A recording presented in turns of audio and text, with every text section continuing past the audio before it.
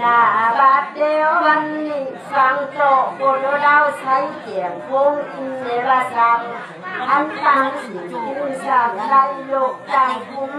ที่กระตุ้นบุญเจ้าชาวบ้านดูเรือรถอย่าบอกจับจวดจังที่หันภาษาเลี้ยงซุ้มปังถึงนั่นมาไล่ที่ใครบูเทพคุณโลกหวัง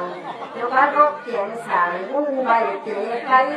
การสมัยเก่าโบราณเลยท่าบอกเดี๋ยวกันย่อยสอบไปโลกนอน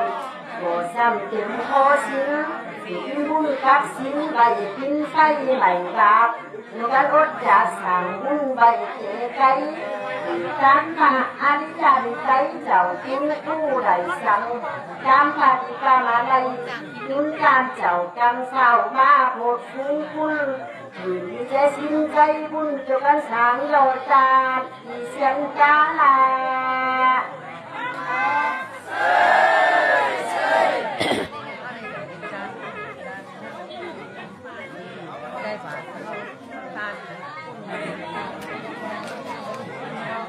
หน้าบัดเดียววันนี้สุกิสะปะไหลการพอเจคือหาโคปังน้ำมันใส่มุดก้าเลยพอมึงคุ้มมือไหลการพอนสัพพะนาเดี๋ยวกันยันดาห่างโยจานเดตันพิหาพิหน่อยกับเห็นจุงใจแต่ของพระใจเลยมาพูดถึงเขามันไปด่า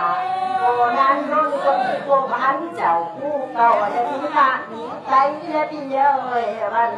มันเก่าที่ข้าจะอาทิตย์วัดเดไอ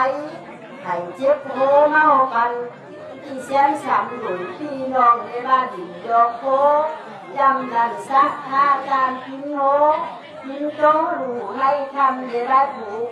จ้าผูกใส่ตั้งคอนนับอ่านลายเสียงจึงใช้เขียนสวยคนเด็กาไก่นี่อยู่ไว้เฮินโกกินซ้ำ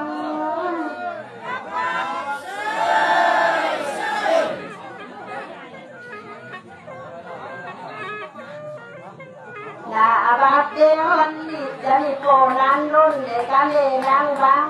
อยู่ตั้งกินเลยตันเลยบ่มีที่ซ้ำบ่มีแต่ตั้งคอมนี่จึงจังจอยมาจอยในตัวอาขาวก้อนชิงโซนไปเก่งกันและพ้นโถกับจิ้งโจหน่อยเลยกับเหรียญจุงใจแต่จำมันไฟเลยกับจิ้งฟาดเป่าเจ้าชะตาเป่าเด่นสั่งที่โกงไฟดี